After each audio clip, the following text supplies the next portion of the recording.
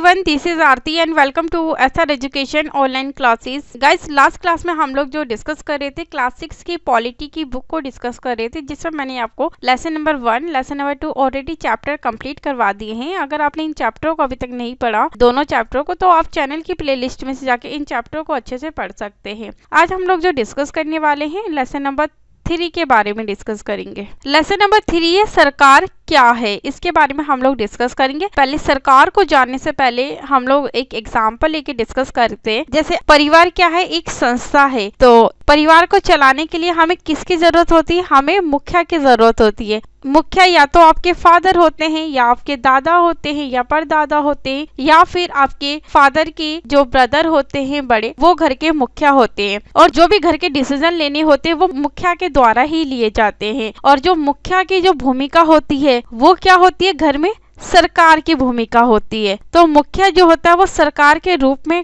काम करता है अपने परिवार के सभी लोगों के लिए। और घर की जितनी भी जिम्मेदारियां होती है, घर की जो भी गतिविधियां होती है, जो भी एक्टिविटी होती है, कौन सा बच्चा कहाँ पे एजुकेशन प्राप्त करेगा, किस बच्चे का कहाँ पे फ्यूचर अच्छे से ग्रो हो पाएगा, और घर के हर छोटे बड़े फैसले जो होते हैं वो मुखिया के द्वारा ही लिए जाते हैं। उसी प्रकार से हम लोग डिस्कस करेंगे कि सरकार हमारे देश को चलाने के लिए या फिर किसी भी देश को चलाने के लिए हमें किसकी जरूरत होती है? हमें सरकार की आवश्यकता होती है, जिससे कि जो देश को अच्छे प्रकार से चला सके और देश को आगे बढ़ाने में अपनी भूमिका अदा कर सके। इसलिए हमें किसकी रिक्वायरमेंट होती है? हमें सरकार की रिक्वायरमेंट होती है। तो आज हम लोग सरकार के बारे में डिस्कस करेंगे कि सरकार के क्या क्या कार्य होते हैं और अपना जो डिसीजन है वो किस प्रकार से सरकार के द्वारा लिए जाते हैं, और सरकार जो है वो किस किस स्तर यानी कि लेवल पे काम सरकार को करना होता है।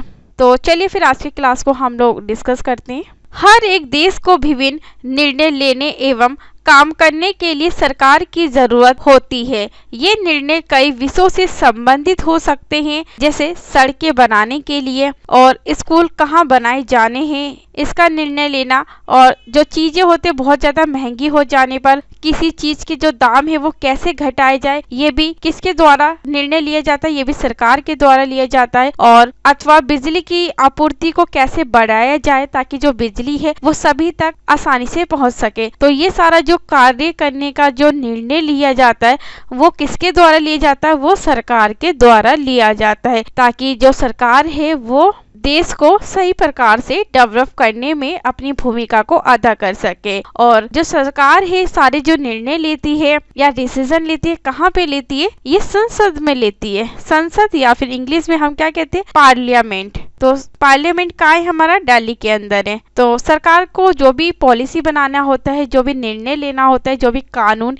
या फिर लॉ एंड ऑर्डर पास करना होता है, वो सब संसद में बैठकर सारे डिसीजन लेती है, जिससे कि जो देश है वो अच्छे प्रकार से चल सके। और सरकार का जो कार्य होता है वो बहुत सारे क्षेत्रों में सरकार को अपनी भूमिका अदा करनी होती है, जैसे आर्थिक क्षेत्र में हो गया, रोजगार के क्षेत्र में हो गया, और शिक्षा जो है वो सभी राज्य राष्ट्रीय स्तर पर बच्चों को आसानी से उपलब्ध हो सके। और देश में जो कॉर्पोरेट या फिर जो गवर्नमेंट संस्थान होते हैं उनको किस तरीके से विकसित किया जाए, आगे डेवलप किया जाए, सड़कों को कैसे डेवलप किया जाए। और जो सारा जो निर्णय लिया जाता है वो सरकार के द्वारा ही लिया जाता है, ताकि नेशनल और इंटरनेशनल लेवल पे जो हमारा देश है वो अच्छे प्रकार से डेवलप हो पाए। आगे बढ़ते हैं। सरकार कई सामाजिक मुद्दों पर भी कार्यवाही करती है, और जो सरकार होती है वो कई प्रकार के जो सामाजिक मुद्दे होते हैं, पॉलिसी होती है, उस पे भी कार्य करती है। जैसे एक उदाहरण के लिए सरकार गरीबों की मदद करने के लिए कई कार्यक्रम चलाती है। और जैसे जो सरकार होती है वो गरीब लोगों की मदद करने के लिए कई प्रकार की जो प्रोग्राम्स होती है, जो कार्यक्रम होते हैं वो भी चलाते हैं, ताकि गरीबों की मदद हो सके, उन्होंने भी सारी जो बेसिक जो नीड होती है उनकी फुलफिल हो जाए आसानी से। इनके अलावा वह अन्य महत्वपूर्ण काम भी करती है, जैसे डाक एवं रेल सेवाएं चलाना। और जो सरकार होती है वो डाक सेवाएं भी लोगों को उपलब्ध करवाती है, उसके साथ साथ जो रेल की सेवाएं हैं वो भी नागरिकों तक आसानी से पहुंचाती है। तो ये भी काम जो होता है वो सरकार के द्वारा ही किया जाता है। सरकार का काम देश की सीमाओं की सुरक्षा करना और दूसरे देशों से शांतिपूर्ण संबंध बनाए रखना भी है। और सरकार का जो कार्य होता है वो देश की जो सीमाएं होती हैं वहाँ पे किस प्रकार से जो हमारे पड़ोसी देश है जैसे पाकिस्तान और चीन, वो कभी अपनी हरकतों से बाज नहीं आते, तो उनसे किस प्रकार से अपने देश की सुरक्षा करनी है, वहाँ पे किस प्रकार से सेना की जो टुकड़ियां होती है, सेना के जो ऑफिसर होते हैं, जो सेना होती है वहाँ पे किस प्रकार से तैनात करनी होती है, ये सारा डिसीजन भी सरकार के द्वारा लिया जाता है। और सेना को किस प्रकार के भोजन की, कपड़ों की, हथियार की, तो ये सारा जो कार्य होता है उनकी आपूर्ति को फुलफिल करना ये भी सरकार के द्वारा ही किया जाता है। उसकी जिम्मेदारी ये सुनिश्चित करना है कि देश के सभी नागरिकों को पर्याप्त भोजन और अच्छी स्वास्थ्य सुविधाएं मिले। और जो सरकार का काम होता है कि जो देश की जो नागरिक है सभी को भोजन उपलब्ध हो सके और सभी को जो स्वास्थ्य सुविधाएं होती है, जो बेसिक नीड होती है या फिर मूलभूत आवश्यकता होती है, वो सभी तक आसानी से पहुंच पाए, चाहे वो अमीर हो या फिर वो गरीब हो या जनजातीय हो या SC ST या फिर किसी भी वर्ग, जाति, लिंग से संबंधित हो, सभी को बेसिक जो नीड होती है वो सरकार के द्वारा अपने नागरिकों को पहुंचाई जाती है। आगे बढ़ते हैं। जब प्राकृतिक विपदा घेरती है जैसे सुनामी या भूकंप, तो मुख्य रूप से सरकार ही पीड़ित लोगों की सहायता करती है। आपने देखा होगा हमारा जो देश है वो विविधताओं का देश है। प्राकृतिक आपदा आ जाती है, जैसे सुनामी आ जाता है, चक्रवात आ जाता है, भूकंप आ जाता है, तो वहाँ के लोगों को किस प्रकार से सुरक्षित रखना है ताकि जो आम नागरिक है वो किसी प्रकार से उन्हें नुकसान ना हो, उनकी जान को किस तरीके से बचाया जाए, तो ये सारा जो निर्णय होता है वो भी सरकार के द्वारा किया जाता है, चाहे वो राज्य स्तर पे हो या फिर राष्ट्रीय स्तर पे। तो सरकार को सभी नागरिकों की सुरक्षा करना भी जरूरी होता है। अगर कहीं कोई विवाद होता है या कोई अपराध करता है तो लोग न्यायालय जाते हैं। न्यायालय भी सरकार का ही अंग है। और कहीं पर भी आपने देखा होगा बहुत सारे जो अपराध हो जाते हैं या फिर जो लोग होते हैं, नागरिक होते हैं, वो कभी कभी लॉ एंड ऑर्डर को नहीं मानते जो सरकार के द्वारा सभी नागरिकों के लिए दिए जाते हैं, उन्हें वो लोग फॉलो नहीं करते, कानून नहीं मानते, तो लोग क्या कर सकते हैं, न्यायालय जा सकते हैं। और जो न्यायालय जो है वो भी हमारी जो सरकार का एक महत्वपूर्ण अंग होता है। आगे बढ़ते हैं। शायद आपको ये जानकर अचरज हो रहा या फिर आश्चर्य हो रहा होगा कि सरकार इतना सब कुछ कैसे कर पाती है और सरकार के लिए इन कामों को करना क्यों जरूरी है। जब लोग इकट्ठे रहते हैं और काम करते हैं तो कुछ हद तक एक व्यवस्था की जरूरत होती है जिससे आवश्यक निर्णय लिया जा सके। कुछ नियमों की जरूरत होती है जो सब पर लागू हो। जैसे एग्जाम्पल इसमें दिया, उदाहरण के लिए संसाधनों के नियंत्रण और देश की सीमा की सुरक्षा की जरूरत होती है ताकि लोग सुरक्षित महसूस कर सके, लोगों को किसी प्रकार का भय ना हो, खतरा ना हो। लोगों के लिए सरकार कई तरह के काम करती है, वे नियम बनाती है, कानून बनाती है और निर्णय लेती है और अपनी सीमा में रहने वाले लोगों पर उन्हें लागू करती है। तो सरकार जो होती है, जो भी लॉ एंड ऑर्डर पास करती है या फिर कोई भी नियम बनाती है, कोई भी सिद्धांत बनाती है, कोई भी कानून बनाती है, जो देश के जो नागरिक होते हैं, जो उस देश की सीमा में रहने वाले जो नागरिक होते हैं, उनके ऊपर वो जो नियम होते हैं, वो जो लॉ एंड ऑर्डर होते हैं, वो सरकार के द्वारा उन लोगों पे लागू किए जाते हैं। ताकि अगर हमारे देश में कोई नियम या फिर कानून नहीं होगा तो या फिर सरकार नहीं होगी तो लोग क्या करेंगे, अपनी मन मर्जी से सारे कार्य करेंगे। तो इसलिए देश को चलाने के लिए तो सरकार की आवश्यकता होती है। जिस प्रकार से हमारी फैमिली को चलाने के लिए हमें मुखिया की आवश्यकता होती है, हमारे पेरेंट्स की जरूरत होती है, उसी प्रकार से देश को चलाने के लिए सरकार की आवश्यकता होती है ताकि जो निर्णय है देश को विकसित करने के लिए वो सही प्रकार से लिया जा सके। आगे डिस्कस करेंगे हम लोग सरकार के स्तर, यानी कि हम देखेंगे कि जो सरकार अपना कार्य करती है वो किन किन स्तर या फिर किन किन लेवल पे अपना कार्य करती है। अब आपको पता है कि सरकार कितनी सारी अलग अलग चीजों के लिए जिम्मेदार है, यानी कि हमने अभी देखा कि जो सरकार है वो बहुत सारे कार्य करती है, या वो आर्थिक स्तर हो गया, रोजगार के क्षेत्र हो गया, शिक्षा के क्षेत्र हो गया, सड़कें हो गई, सार्वजनिक जो संस्थान हो गए और रेल सेवाएं हो गई, वायुयान सेवाएं हो गई, और राज्य स्तर पे, राष्ट्रीय स्तर पे, ग्रामीण स्तर पे सरकार को सारी जिम्मेदारी अपनी फुलफिल करनी होती है। तो क्या आप सोच सकती हैं कि सरकार ये सारे इंतजाम कैसे करती होगी? दरअसल सरकार अलग अलग स्तरों पर काम करती है, यानी कि जो सरकार होती है वो अलग अलग स्तरों पे यानी कि अलग अलग लेवल पे काम करती है, जैसे स्थानीय स्तर पे, राज्य स्तर पर एवं राष्ट्रीय स्तर पे। तो सरकार जो होती है वो 3 स्तर पे काम करती है। आपको क्या याद रखना है? स्थानीय स्तर पे, राज्य स्तर पे और राष्ट्रीय स्तर पे, यानी कि नेशनल लेवल पे जो वर्क किया जाता है। और स्थानीय स्तर का जो मतलब है वो है जैसे कि आपके जैसे गांव में किस प्रकार से डिसीजन लेना है, या शहर हो गया या मोहल्ले हो गए, तो जो भी गांव से या फिर मोहल्ले से रिलेटेड जो भी कार्य करने होते हैं, जो भी डिसीजन लेना होता है, वो स्थानीय स्तर पे जो ग्राम पंचायत आपने देखी होगी या फिर नगर पंचायत होती है, ये सारे डिसीजन उनके द्वारा लिया जाता है। और सेकंड नंबर पे जो सरकार आती है, सरकार का जो स्तर आता है वो राज्य स्तर का मतलब है जो पूरे राज्य को ध्यान में रखे। जैसे हरियाणा या असम की सरकार पूरे राज्यों में काम करती है। जैसे कि जो हरियाणा की सरकार है वो अपने स्टेट के लोगों के लिए कार्य करेगी और जो असम की सरकार है वो अपने स्टेट के लोगों के लिए कार्य करेगी। तो ये क्या होता है, ये स्टेट वाइज होता है। राष्ट्रीय स्तर की सरकार का संबंध पूरे देश से होता है। और तीसरे नंबर पे जो सरकार होती है वो राष्ट्रीय स्तर की होती है। आगे बढ़ते हैं, इस किताब में आप आगे चलकर पढ़ेंगी कि स्थानीय सरकार कैसे काम करती है और आगे की कक्षाओं में राज्य एवं राष्ट्रीय स्तर पर सरकार के कामों के बारे में जानेंगे। यानी कि जैसे जैसे हम क्लास वाइज बुकों को डिस्कस करेंगे, ऑब्वियसली बात है कि वो जो नॉलेज है वो हमें डीपली प्रोवाइड होती रहेगी बुक में। तो इसलिए हम लोग जैसे जैसे क्लास में आगे बढ़ेंगे तो हम डीप में स्टडी करते रहेंगे। और ये आपको किसका मैप दिया गया, ये भारत के राजनीतिक का मैप दिया गया है। आप जब भी एग्जाम में जाओ तो उससे पहले मैप को जरूर देख के जाइएगा। कभी कभी स्टेट पूछ लिया जाता है, स्टेट की जो कैपिटल होती है, राजधानी होती है, वो पूछ लिया जाता है, या फिर झील हो गई, या कौन सी नदी कहाँ पर है, ये सारी जो चीज़ें होती है, या फिर कर्क रेखा कितने राज्यों से होकर गुजरती है, या फिर जो स्टेट है वो किस डायरेक्शन में पड़ता है। तो मैप से रिलेटेड जो भी क्वेश्चन है वो हमेशा जीके में पूछे जाते हैं, 1 या 2 क्वेश्चन। तो आप मैप को जरूर देख के जाइएगा। चलिए आगे बढ़ते हैं। अब हम लोग डिस्कस करेंगे सरकार एवं कानून, यानी कि सरकार के द्वारा जो कानून बनाए जाते हैं, जो नियम बनाए जाते हैं, वो किस प्रकार से लोगों पे लागू किए जाते हैं ताकि जो देश के सभी नागरिक है उस लॉ एंड ऑर्डर को अच्छे से फॉलो कर सके और उस कानून के अंतर्गत ही अपना जो कार्य है, अपनी जो गतिविधि है उसे कर सके। सरकार कानून बनाती है और देश में रहने वाले सभी लोगों को वे कानून मानने होते हैं। यानी कि सरकार का काम क्या होता है, कानून बनाने का होता है, क्योंकि किसी भी देश को चलाने के लिए किसकी जरूरत होती है, कानून बनाने की आवश्यकता होती है, लॉ एंड ऑर्डर पास करने की जरूरत होगी ताकि जो देश में रहने वाले जितने भी नागरिक है उस कानून को आसानी से मान सके। केवल यही वह तरीका है जिससे सरकार काम कर सकती है। और जब तक लॉ एंड ऑर्डर सरकार के द्वारा पास नहीं किए जाएंगे, कानून नहीं बनाए जाएंगे, तो सरकार जो अपना कार्य है वो अच्छे प्रकार से नहीं कर पाएगी।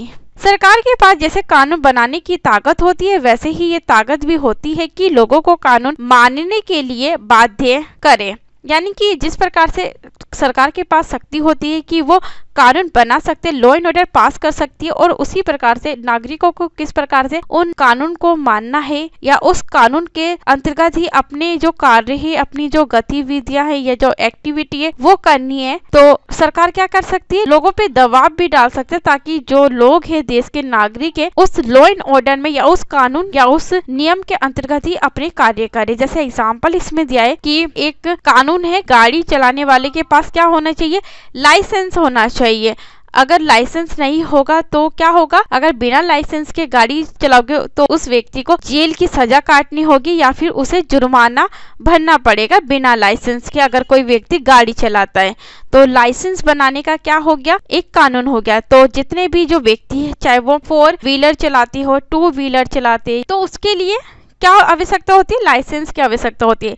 बिना लाइसेंस के जो व्यक्ति अपनी जो गाड़ी है वो नहीं चला सकता। अगर बिना लाइसेंस के व्यक्ति अपनी गाड़ी चलाता है तो उसे क्या होगा, उस पर जुर्माना होगा या फिर उसे जेल की सजा काटनी होगी। तो ये क्या है, एक कानून बनाया गया है और उस देश के नागरिकों को इस कानून को मानना जरूरी होता है। आगे बढ़ते हैं। सरकार जो कार्यवाही कर सकती है, उसके अलावा अगर लोगों को लगे कि किसी कानून का ढंग से पालन नहीं हो रहा है तो वे भी कुछ कदम उठा सकते हैं। जैसे इसमें एग्जाम्पल दिया है, अगर किसी व्यक्ति को ये लगे कि उसको उसके धर्म या उसकी जाति के कारण किसी नौकरी में नहीं लिया गया तो वे न्यायालय जा सकती है और ये दावा कर सकती है कि कानून का पालन नहीं हो रहा है। तब न्यायालय आदेश देगा कि क्या कदम उठाने की जरूरत है। जैसे यहाँ पे एग्जाम्पल दिया है कि अगर किसी व्यक्ति को अगर धर्म या फिर जाति के आधार पर उसे नौकरी नहीं करने दिया जाता तो वो क्या कर सकता है, व्यक्ति न्यायालय में जाके मांग कर सकता है कि जब लॉ एंड ऑर्डर पास किए गए थे सरकार के द्वारा या कानून बनाए गए थे कि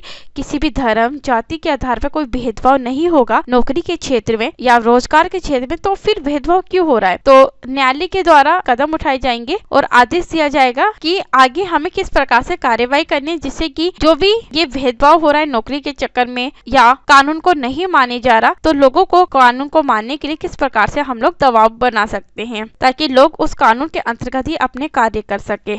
आगे बढ़ते हैं। सरकार के प्रकार हम देखेंगे कि जो सरकार है वो कितने टाइप की होती है। सरकार को निर्णय लेने और कानूनों का पालन करवाने यानी उन्हें बाध्य या दबाव बनाने की शक्ति कौन देता है। इस प्रश्न का उत्तर इस बात पर निर्भर करता है कि उस देश में कैसी सरकार है। लोकतंत्र में तो लोग ही सरकार को ये शक्ति देते हैं। लोग ऐसा चुनाव के माध्यम से करते हैं। वे अपनी पसंद के नेता को वोट देकर चुनते हैं और लोकतंत्र में जो भी नेता बनते हैं वो लोगों की मर्जी के अकॉर्डिंग बनते हैं। जिस भी नेता का या फिर जिस भी सरकार का लोगों को काम पसंद आएगा लोकतंत्र में लोग उसी को वोट देंगे। एक बार चुन लिया जाने के बाद यही लोग सरकार बनाते हैं और जो भी लोग जीतते हैं या फिर सरकार बनाते हैं वो चुनाव के माध्यम से बनाते हैं। लोकतंत्र में सरकार को अपने निर्णयों एवं उठाए गए कदमों का आधार बताना होता है और सफाई देनी होती है।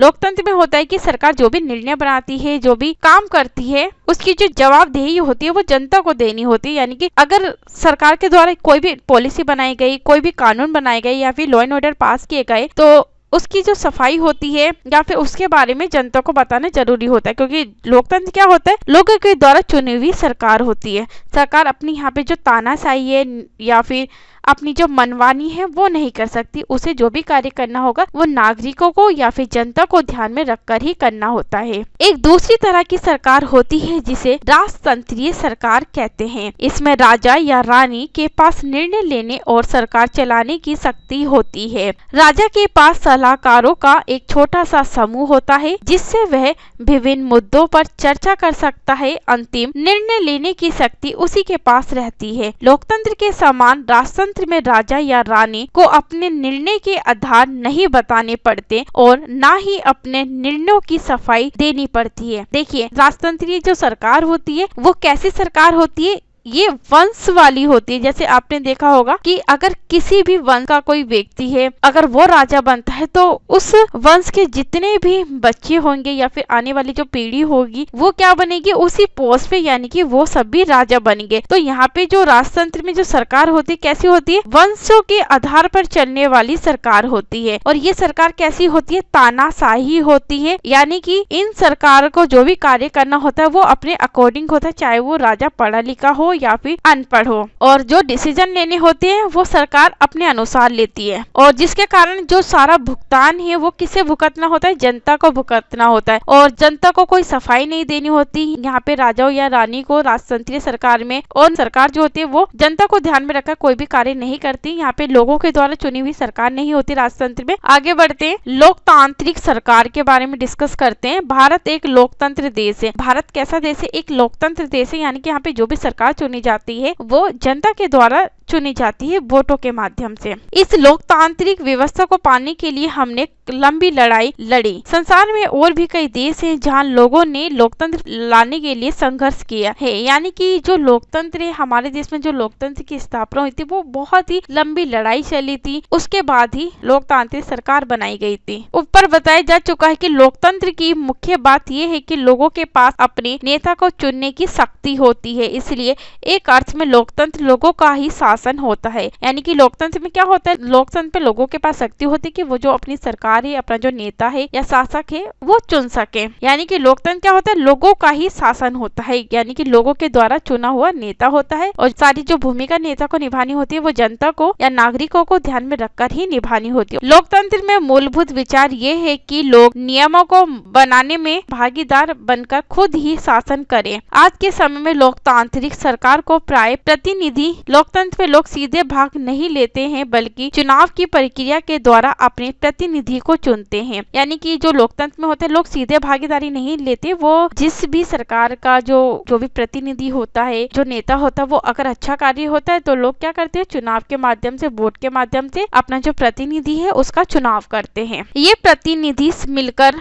सारी जनता के लिए निर्णय लेते हैं। और फिर ये जो प्रतिनिधि जब जीतते हैं तो वो क्या करते हैं, अपनी सरकार का गठन करते हैं, और अपनी सरकार का जब गठन करते हैं और उसी के अनुसार ही इन्हें जनता के लिए कार्य करना होता है। अगर इन्होंने जनता के लिए कार्य नहीं किया, अपनी मनमर्जी की, तो जो जनता होती है वो क्या कर सकती है, अगले 5 साल बाद इन्हें वोट मांगने के लिए तो जनता के पास आना ही पड़ेगा, तो जनता क्या कर सकती है, इन्हें वोट नहीं देगी। तो इसलिए सारी जो लोकतंत्र में जो भी सरकार को कार्य करना होता है वो जनता को ध्यान में रखकर ही करना होता है। आजकल कोई भी सरकार अपने आप को तब तक लोकतांत्रिक नहीं कह सकती जब तक वह देश के सभी वयस्क नागरिक को वोट देने का अधिकार ना दे। यानी कि जो लोकतांत्रिक सरकार होती है, यहाँ पे जितने भी वयस्क नागरिक होते हैं, यानी कि जो वोट देने का अधिकार होता है वो कब से स्टार्ट होता है, 18 वर्ष से। 18 वर्ष से जितने भी व्यक्ति होते सभी को वोट देने का अधिकार होता है, जिससे कि जो व्यक्ति अपना जो प्रतिनिधि है, अपना जो नेता है, उसे चुन सके। और अगर हम पहले के टाइम की बात करें तो पहले के टाइम पे महिलाओं को और जो पढ़े लिखे व्यक्ति नहीं होते थे उन्हें वोट देने का अधिकार नहीं होता था। लेकिन हमेशा ऐसा नहीं था। क्या आप विश्वास कर सकती हैं कि एक समय ऐसा था जब लोकतांत्रिक सरकारें औरतों और गरीबों को चुनाव में भाग नहीं लेने देती थी। यानी कि जब हम अपनी हिस्ट्री को उठा के देखेंगे तो उस समय जो औरतें होती थी और जो गरीब लोग होते थे उन्हें वोट देने का राइट नहीं था। अपने शुरुआती दौर में सरकारें केवल उन्हीं पुरुषों को वोट देने देती थी जो पढ़े लिखे थे और जिनके पास अपनी संपत्ति होती थी। यानी कि जो पहले के टाइम पे जो सरकार होती थी वो सिर्फ उन्हीं पुरुषों को वोट देने का अधिकार देती थी जो पढ़े लिखे होते थे और जिनकी अपनी संपत्ति होती थी। सिर्फ वही जो लोग है वो वोट देते, चाहे वो देश के लिए काम करे या देश की भावना हो या ना हो, मगर उन लोगों को वोट देने का अधिकार था। मगर औरतों को, जो गरीब लोग थे, चाहे वो अपने देश के लिए कितना ही कार्य क्यों ना करें, उन्हें वोट देने का अधिकार नहीं था। इसका मतलब था कि औरतों गरीबों और अशिक्षितों को वोट देने का अधिकार नहीं था। तो उस समय जो औरतें होती थी, गरीब होते थे और जो अशिक्षित वर्ग के लोग होते थे उन्हें वोट देने का जो राइट था वो नहीं दिया गया था। ऐसी स्थिति में देश उन्हीं नियमों के सारे चलते थे जो ये गिने चुने पुरुष बनाते थे। और जो सरकार चलेगी, जो देश चलेगा, वो कैसे चलता था उस समय, जो गिने चुने पुरुष होते थे, जो पढ़े लिखे लोग होते थे, वही देश को चलाने में अपनी भूमिका अदा करते थे। आगे बढ़ते हैं। भारत में आजादी से पहले बहुत ही कम लोगों को वोट देने का अधिकार था। इसलिए जनता ने संगठित यानी कि जनता ने इकट्ठा होकर इस अधिकार की मांग की, उन्हें भी वोट देने का अधिकार दिया जाए ताकि वो लोग भी अपना जो प्रतिनिधि है, अपना जो नेता है वो चुन सके। गांधी जी समेत कई नेताओं ने इस अन्यायपूर्ण व्यवहार का विरोध किया। उन्होंने भी जोर शोर से ये मांग उठाई और 1931 में यंग इंडिया पत्रिका में लिखते हुए गांधी जी ने कहा था, मैं ये विचार सहन नहीं कर सकता कि जिस आदमी के पास संपत्ति है वह वोट दे सकता है, लेकिन वह आदमी जिसके पास चरित्र यानी कि कैरेक्टर है पर संपत्ति या फिर शिक्षा नहीं है वह वोट नहीं दे सकता। या जो दिन भर अपना पसीना बहाकर ईमानदारी से काम करता है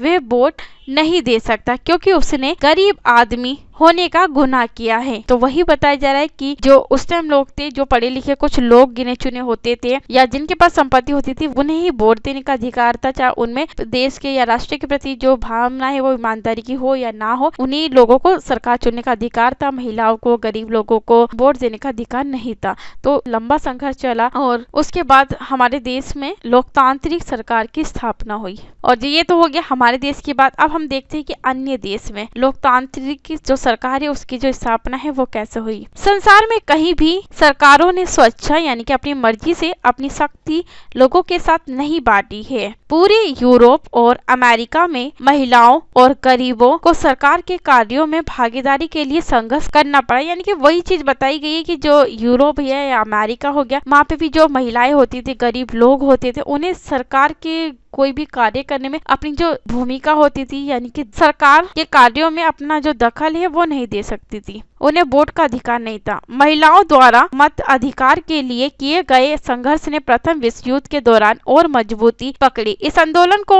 महिला मत अधिकार आंदोलन कहते हैं और अंग्रेजी में इसे सफरेज मूवमेंट कहते हैं। सफरेज का मतलब क्या होता है? वोट देने का अधिकार। यानी कि जब प्रथम विश्व युद्ध हुआ, प्रथम विश्व युद्ध कब हुआ था? 1914 में हुआ था। महिला मत अधिकार आंदोलन हुआ, इसका जो नाम था वो सफरेज मूवमेंट था। सफरेज मूवमेंट का जो मतलब होता है वो वोट देने का अधिकार है। युद्ध के दौरान बहुत से पुरुष लड़ाई में थे, इसलिए महिलाओं को उन कामों को करने के लिए बुलाए गए जो पहले पुरुषों के काम माने जाते थे। जब महिलाओं ने विभिन्न प्रकार के काम और उनकी व्यवस्था करना शुरू किया तो लोगों को ये देखकर बड़ा आश्चर्य हुआ, यानी कि जो महिलाएं वो कितनी अच्छे से अपनी जो भूमिका है हर क्षेत्र में निभा सकती हैं, कि उन्होंने महिलाओं और उनकी क्षमताओं के बारे में क्यों इतनी गलत जो रूढ़िवाद होती है, जो पहले से बनी हुई कोई धारणा होती है कि महिलाएं कुछ नहीं कर सकती, उन जो बंदिशें होती थी, उन रूढ़िवाद जो धारणाएं थी उसे महिलाओं ने क्या करा, उसे समाप्त किया कि महिलाएं ये काम नहीं कर सकती। इस तरह महिलाओं को निर्णय लेने में समान रूप से योग्य माना जाने लगा और जो महिलाएं थी उन्होंने जो रूढ़िवाद धारणाएं थी उसे समाप्त की और अपनी जो भागीदारी थी प्रथम विश्व युद्ध में बहुत ही शानदार तरीके से निभाई थी। महिला मत अधिकार आंदोलन के साथियों ने सभी महिलाओं के लिए वोट देने के अधिकार की मांग की कि महिलाओं को भी वोट देने का अधिकार दिया जाए। क्यों? जब महिलाएं व्यापार में सहयोग दे सकती है, हर क्षेत्र में साथ दे सकती है, तो उन्हें सरकार चुनने का हक क्यों ना दिया जाए, तो उन्हें भी सरकार चुनने का या फिर वोट देने का जो राइट है वो दिया जाए, उनकी आवाज सुनी जाए। इसके लिए उन्होंने जगह जगह पर अपने आप को लोहे की जंजीरों से बांधकर प्रदर्शन किया और उनमें से जो कई क्रांतिकारी महिलाएं थी उन्हें जेल भी जाना पड़ा, उन्हें भूख हड़ताल भी करनी पड़ी और उसके बाद उन्हें किस चीज का राइट दिया गया, वोट देने का अधिकार दिया गया, जो पहले वोट देने का अधिकार नहीं था महिलाओं को।